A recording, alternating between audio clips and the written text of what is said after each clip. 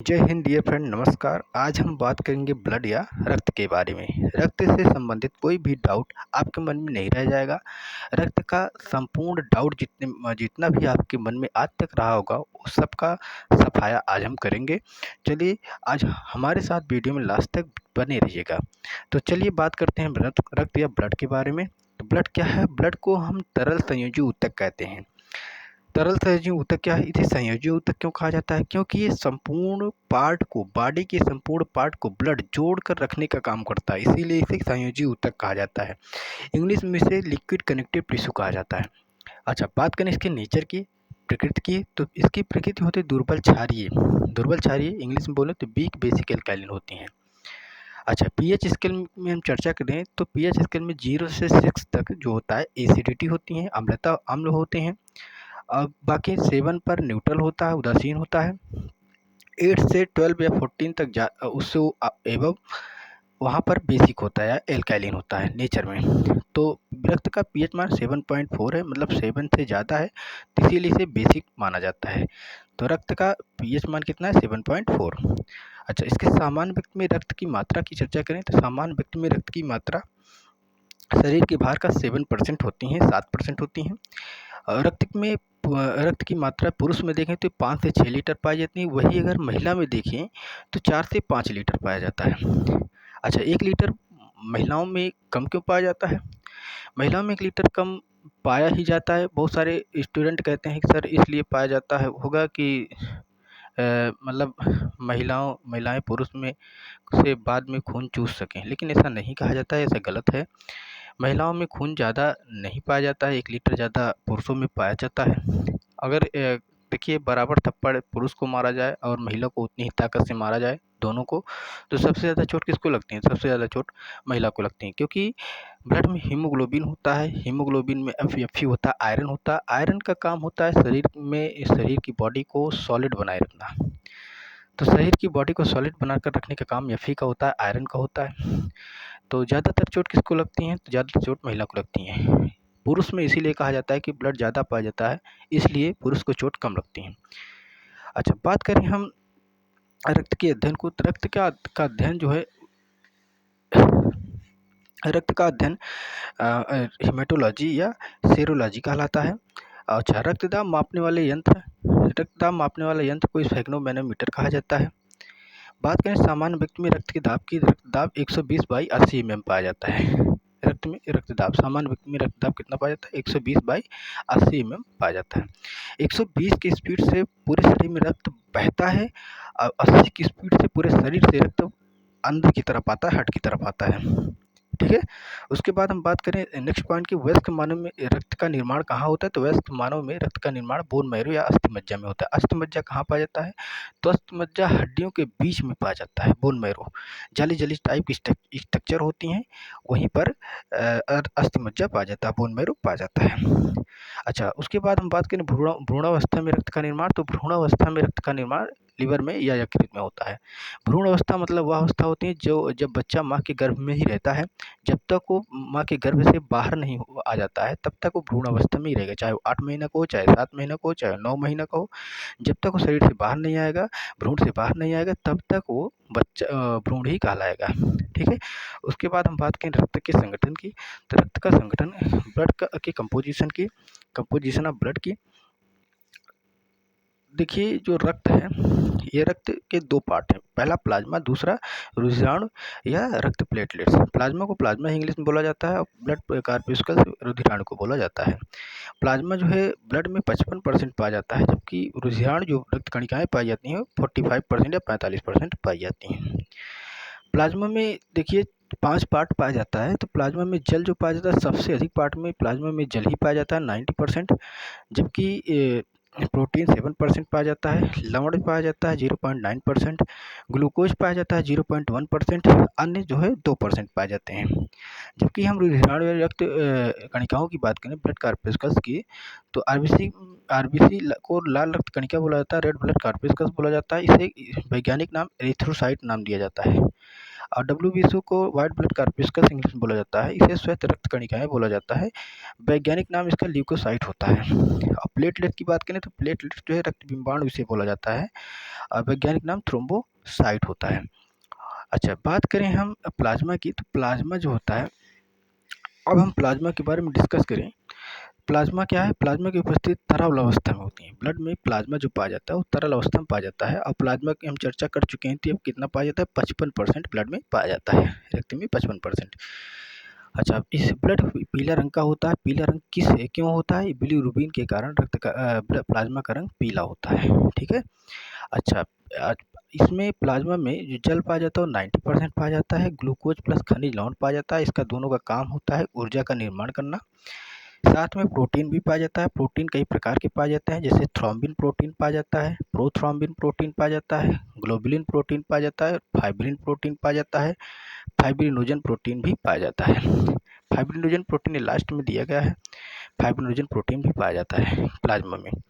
अच्छा, प्लाज्मा से हम जब फाइब्रिनोजन प्रोटीन को हटा देते हैं तो बचा हुआ भाग सीरम कहलाता है। सीरम क्या किया जाता है? जेनेटिक टेस्टिंग में, मतलब आनुवंशिक टेस्टिंग में सीरम का यूज किया जाता है। ठीक है। उसके बाद हम बात करें प्लाज्मा के कार्य की, तो प्लाज्मा के कार्य क्या है? तो प्लाज्मा का कार्य होता है प्रोटीन एवं अन्य पदार्थों को एक स्थान से दूसरे स्थान तक ले जाने का काम करता है प्लाज्मा। प्लाज्मा का काम होता है प्रोटीन एवं अन्य पदार्थों को एक स्थान से दूसरे स्थान तक लेकर जाना और रक्त में पीएच मान को संतुलित बनाए रखना और रक्त का थक्का जमाने में सहायक होना और ग्लूकोज को शरीर तक लेकर जाना। नेक्स्ट काम होता है ग्लूकोज को शरीर के विभिन्न भागों तक लेकर जाने का काम भी होता है प्लाज्मा का। बात करें हम ब्लड कार्पस्कल्स की, रुधिराणु की, तो रुधिराणु क्या है? ब्लड कार्पस्कल्स क्या है? रुधिराणु में सब 3 प्रकार के रुधिराणु मैं आपको बताया, आरबीसी, डब्ल्यूबीसी, प्लेटलेट्स।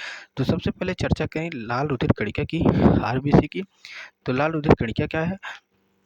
इसका काम क्या है? ये देखिए, एक वैज्ञानिक नाम एरिथ्रोसाइट है लाल रुधिर कणिका का। आरबीसी इसे बोला जाता है, रेड ब्लड कार्पस्कल्स। और इसका निर्माण जो होता है वयस्क में अस्थिमज्जा बोन मैरो में होता है। इसके पहले हम चर्चा कर चुके हैं। भ्रूण अवस्था में या यकृत में इसका निर्माण होता है आरबीसी का। आरबीसी का जीवन काल जो है 120 दिन का होता है। आरबीसी का जीवन काल 120 दिन का होता है। आरबीसी की मृत्यु प्लीहा या स्प्लीन में होती है। इस प्लीहा को तिल्ली भी बोला जाता है और स्प्लीन को आरबीसी की कब्र भी कहते हैं। आरबीसी की कब्र भी स्प्लीन को या प्लीहा को कहा जाता है। आरबीसी में केंद्रक की बात करें तो केंद्रक अनुपस्थित होता है, एब्सेंट होता है, जबकि कुछ एक्सेप्शन है, अपवाद है। अपवाद में क्या है? ऊँट और लामा में केंद्रक जो है इन एनिमल में, ऊँट एवं लामा एनिमल में केंद्रक उपस्थित होता है कि आरबीसी में। बात करें कि आरबीसी की संख्या में पुरुष में तो 45 से 55 लाख प्रति घन मिलीमीटर पुरुष में इनकी संख्या पाई जाती है, जबकि महिला में आरबीसी की संख्या 40 से 45 लाख प्रति घन मिलीमीटर होता है। 40 से 45 लाख प्रति घन मिलीमीटर होता है। उसके बाद इसके मुख्य कार्य की बात करें तो ऑक्सीजन का परिवहन जो है हीमोग्लोबिन करता है। हीमोग्लोबिन क्या काम करता है? ऑक्सीजन का परिवहन करता है। अच्छा, हीमोग्लोबिन को अगर हम डबल पार्ट में तोड़ें तो, हीमोग्लोबिन को डबल पार्ट में तोड़ें तो जो हीमोग्लोबिन है, हीमोग्लोबिन के 2 भाग हैं। एक हीमैटिन, इसको तोड़ रहे हैं, संधि विच्छेद इसका करें तो हीमैटिन और ग्लोबिन में टूट जाता है। हीमैटिन का मतलब इसमें लौह तत्व Fe पाया जाता है, जबकि हम ग्लोबिन की बात करें, ग्लोबिन का काम होता है, ग्लोबिन एक प्रोटीन होती है और प्रोटीन का काम होता है O2 एवं CO2 मतलब ऑक्सीजन गैस और कार्बन डाइऑक्साइड गैस को पूरे शरीर में स्थानांतरण का काम करता है। जबकि हीमैटिन का काम है लौह तत्व पाया जाता है या ब्लड को रेड बनाने का काम करता है, इसमें हीमोग्लोबिन ही पाया जाता है। ठीक है। हीमोग्लोबिन को तोड़ा गया तो 2 पार्ट बना। अच्छा, बात करें हम श्वेत रुधिर कणिका डब्ल्यूबीसी का। डब्ल्यूबीसी क्या था? इसे व्हाइट ब्लड कार्पस्कल्स कहा जाता है। डब्ल्यूबीसी को व्हाइट ब्लड कार्पस्कल्स कहा जाता है। इसका वैज्ञानिक नाम ल्यूकोसाइट है। ल्यूकीमिया रोग इसी की कमी से होता है। डब्ल्यूबीसी की कमी से ल्यूकीमिया रोग होता है। इसी के नाम से इसे ल्यूकोसाइट के नाम से ही उसे ल्यूकीमिया डिजीज कहा जाता है। वैसे ही उसका नाम रखा गया है। तो वैज्ञानिक नाम इसका ल्यूकोसाइट है और इसका निर्माण अस्थिमज्जा या बोन मैरो में होता है। बोन मैरो कहाँ पाया जाता है? बोन मैरो हड्डियों के बीच में पाया जाता है। मृत्यु कहाँ होती है? तो इसका मृत्यु रक्त में होता है। डब्ल्यूबीसी की मृत्यु एग्जाम में पूछा जाता है, डब्ल्यूबीसी की मृत्यु कहाँ होती है? तो डब्ल्यूबीसी की मृत्यु रक्त में होती है। इसका जीवन काल बात करें तो इसका जीवन काल जो है 2 से 4 दिन या 13 से 20 दिन मैक्सिमम हो सकता है, उससे ज़्यादा नहीं हो सकता है। जबकि इसके केंद्रक की बात करें तो इसमें केंद्रक अनुपस्थित होता है, इसमें केंद्रक नहीं पाया जाता है। अगर हम संख्या में इसकी बात करें तो संख्या में ये 8,000 से 10,000 के बीच संख्या में पाया जाता है। इसके कार्य की बात करें तो ये जो है प्रतिरक्षा तंत्र को मजबूत बनाता है और रोगों से सुरक्षा प्रदान करता है। जीवाणुओं को सबसे पहले जीवाणु को नष्ट करने का काम डब्ल्यूबीसी करता है। इसीलिए इसे रक्षा कोशिका गार्ड सेल या रक्त का पुलिसमैन भी कहा जाता है। ठीक है, ध्यान दे रहे ना, ये ऑप्शनल एग्जाम में पूछा जाता है, रक्त का पुलिसमैन किसे कहा जाता है, तो रक्त का पुलिसमैन डब्ल्यूबीसी को कहा जाता है। अच्छा, डब्ल्यूबीसी के प्रकार की चर्चा करें तो डब्ल्यूबीसी 2 प्रकार में बाँटा गया है, एक ग्रैन्युलोसाइट कणिका युक्त और दूसरा एग्रैन्युलोसाइट अकणिका युक्त में बाँटा गया है। जो ग्रैन्युलोसाइट कणिका युक्त होता है, कणिका युक्त मतलब है तो इसके देखिए स्ट्रक्चर में ऊपर बिंदी-बिंदी टाइप का स्ट्रक्चर पाया जाता है, जिसे हम लोग कणिका बोलते हैं। तो उसी को देखिए, पहला टाइप है इसका न्यूट्रोफिल्स, दूसरा टाइप है बेसोफिल और तीसरा है इओसिनोफिल्स। ये तीनों क्या हैं? ये तीनों ग्रैन्युलोसाइट हैं, कणिका युक्त हैं। न्यूट्रोफिल्स की चर्चा करें, न्यूट्रोफिल रक्त में सर्वाधिक डब्ल्यूबीसी में सर्वाधिक मात्रा में डब्ल्यूबीसी न्यूट्रोफिल्स पाया जाता है और ये न्यूट्रोफिल्स का काम होता है जीवाणु को मारना। जीवाणु को मारना न्यूट्रोफिल्स का काम होता है। जबकि हम बात करें कणिका युक्त में बेसोफिल्स की, बेसोफिल्स सबसे कम मात्रा में पाया जाता है डब्ल्यूबीसी के प्रकार में। डब्ल्यूबीसी में जब इसका काम होता है एलर्जी से बचाना। ठीक है, उसके बाद हम बात करें इओसिनोफिल की। इओसिनोफिल का काम होता है कि ये परजीवी के संक्रमण से सुरक्षा करता है। अब हम बात करें एग्रेनुलोसाइट की, जिसमें अकणिका युक्त होता है, जिसमें कणिका अब्सेंट पाई जाती है, कणिका नहीं पाई जाती हैं। एकदम इनको देखेंगे तो ये चिकने-चिकने पाए जाते हैं, इसमें कोई भी बिंदी-बिंदी टाइप का स्ट्रक्चर नहीं पाया जाता है। मोनोसाइट और लिम्फोसाइट ये दोनों जो है अकणिका युक्त एग्रेनुलोसाइट डब्ल्यूबीसी है। मोनोसाइट की बात करें तो ये सबसे बड़ी होती हैं डब्ल्यूबीसी, सबसे बड़ी डब्ल्यूबीसी क्या मोनोसाइट होती हैं। तो लिम्फोसाइट की बात करें, सबसे छोटी डब्ल्यूबीसी लिम्फोसाइट मानी जाती हैं। मोनोसाइट का काम ये घाव भरने में मदद करती हैं, जबकि लिम्फोसाइट का काम ये मेमोरी सेल का निर्माण करती हैं। उसके बाद हम रक्त विमाणु की चर्चा करें तो रक्त प्लेटलेट, जिसे हिंदी में बोला जाता है, प्लेटलेट्स का काम क्या होता है? प्लेटलेट का काम होता है कि ये इसका वैज्ञानिक नाम होता है थ्रोम्बोसाइट और इसका निर्माण अस्थिमज्जा बोन मैरो में होता है। मृत्यु प्लीहा में स्प्लीन में होती हैं। इसमें केंद्रक अनुपस्थित होता है, केंद्रक अनुपस्थित होता है। उसके बाद हम चर्चा करें इसके जीवन काल की, तो इसका जीवन काल 3 से 5 दिन का होता है। कार्य की चर्चा करें तो रक्त का थक्का जमाने में मदद करता है। अच्छा, नोट में मैंने लिखा है प्लेटलेट्स केवल स्तनधारियों में पाया जाता है, अन्य सभी में नहीं पाया जाता। स्तनधारी वे जीव होते हैं जो बच्चा पैदा करते हैं और स्तन से दूध पिलाते हैं। ठीक है, उन्हें स्तनधारी बोला जाता है। तो स्तनधारी में केवल प्लेटलेट्स पाया जाता है। संख्या की बात करें, संख्या में 1.5 लाख से 4.5 लाख प्रति माइक्रो लीटर पाया जाता है। डेंगू बुखार में प्लेटलेट्स की संख्या में तेजी से कमी हो जाती है।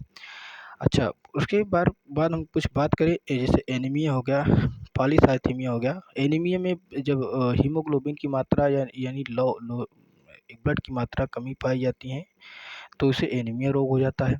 जब ब्लड की मात्रा जो है तेज़ी से बढ़ जाती है तो पॉलीसाइथेमिया हो जाते हैं रोग। उसके बाद हीमोफीलिया की बात करें तो हीमोफीलिया कब हो जाता है? जब किसी व्यक्ति को चोट लग जाता है और चोट लग जाने के बाद ब्लड जैसे जैसे बहना रुकता ही नहीं है, ब्लड कंटिन्यू बहता रहता है। हीमोफीलिया एक आनुवंशिक डिजीज़ है जो एक मतलब माता-पिता से बच्चों में जाता है। हीमोफीलिया में ब्लड जैसे थोड़ा चोट लग जाती है तो कंटिन्यू ऐसे बहता रहेगा, रुकेगा नहीं। तो एक समय आता है कि बच्चे को काफ़ी नुकसान हो जाता है, बच्चा मतलब काफ़ी बीमार हो जाता है, मरने के कगार पे आ जाता है।